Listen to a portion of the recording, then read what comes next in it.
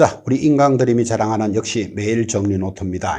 기초 용어 정의죠. 여러분하고 계속 강조했지만 기초 용어를 정리한다 할 때 용어가 국문학적인 용어가 아닙니다. 뭔가 하면 시험 범위들입니다. 그래서 예를 들어서 주택임대차의 보호 대상, 이 말은 시험 범위를 제시하는 겁니다. 그래서 뭐 국어학적인 용어 정의도 관련되겠지만 시험 제목들이다 이렇게 생각하시면서 지금 우리 인문 과정에서 나가 있는 이 용어의 정리는 시험 문제들의 제목이니까 이것만 잘 가지고 있고 여기에 이제 관련되는 내용들을 살을 붙여가면서 여러분들은 공부를 하게 되겠죠. 중요한 시간이다. 지금 그 이야기죠. 자, 주택임대차 보호법의 보호 대상입니다.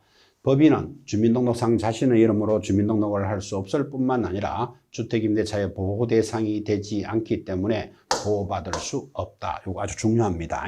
그래서 법인은 보호받을 수 없다는 것도 시험에서 중요한데, 그런데 보호받는 법인이 만들어져 있습니다. 그래서 주의하게 대한주택공사, LH공사죠, 지방공사, 그리고 중소기업 세 가지는 법인이 있어도 된다는 게 중요합니다.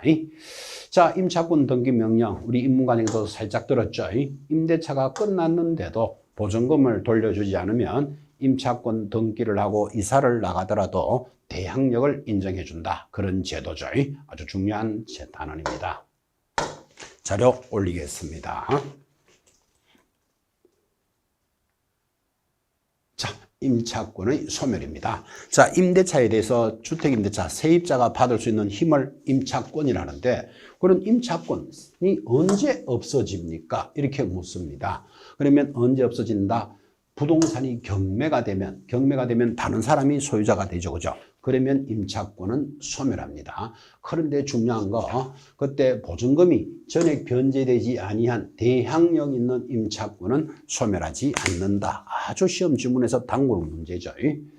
갱신요구권의 범위입니다. 자, 갱신요구라는 것은 상가 임대차에 있어서 갱신요구권은 최초 임대차를 포함하여 몇 년의 범위 내에서 10년의 범위 내에서 내가 더 있고 싶다라고 요구할 수 있고, 그때 요구할 때 한 푼도 안 올려주고 요구할 수는 없으니까 5%를 뭐 할 수 있다? 정액할 수 있다.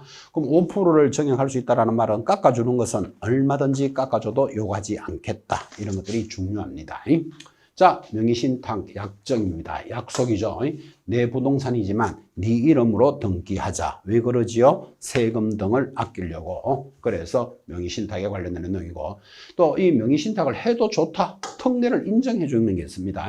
종중이나 배우자, 종교단체는 명의신탁해도 좋다. 인정을 해주니까 앞으로 여러분들은 쫑쫑배는 특례를 인정해 준다. 종중, 종교단체, 배우자, 쫑쫑배는 명의신탁의 특례가 있습니다.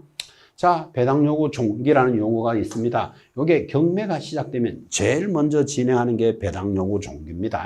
그래서 경매 절차에서 배당요구 종기는 경매 개시 결정에 따른 압류 효력이 생긴 때로부터 일주일 내로 결정하되, 종기는 마지막 날은 첫 매각기일 이전의 날로 정한다. 아주 중요합니다.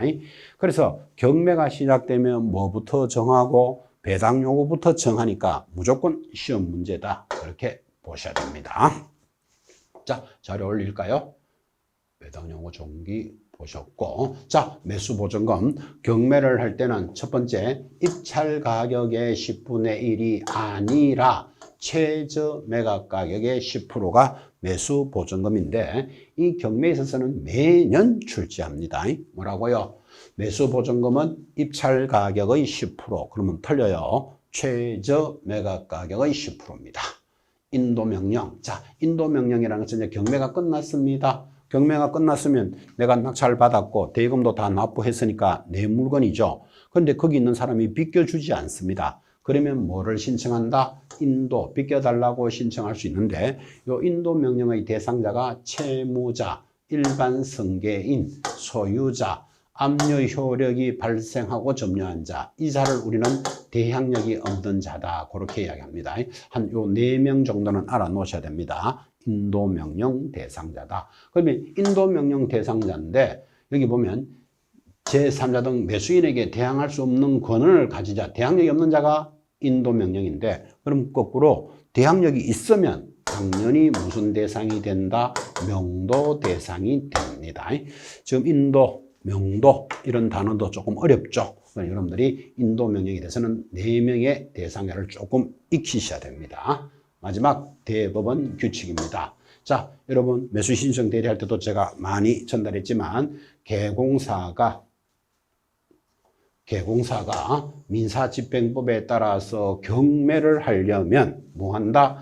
매수 신청 또는 입찰 신청 대리를 할 때는 대법원 규칙이 정하는 요건을 갖추어 법원에 등록해야 된다. 그래서 대법원 규칙에 따라서 경매무가 진행이 됩니다. 그래서 대법원 규칙을 뭐라고 부른다? 매수신청 또는 매수신청 대리에 관한 법률이다. 이렇게 부릅니다. 아직까지 그런 내용들이 좀 용어가 낯설죠. 낯서니까 여러분들은 대법원 규칙에 따라서 경매한다. 이거 기억하시면 됩니다. 무엇에 따라서 경매한다고요? 대법원 규칙에 따라서 경매가 진행이 됩니다. 자, 대단히 수고하셨습니다. 기본 과정에서 만나겠습니다. 수고하셨습니다.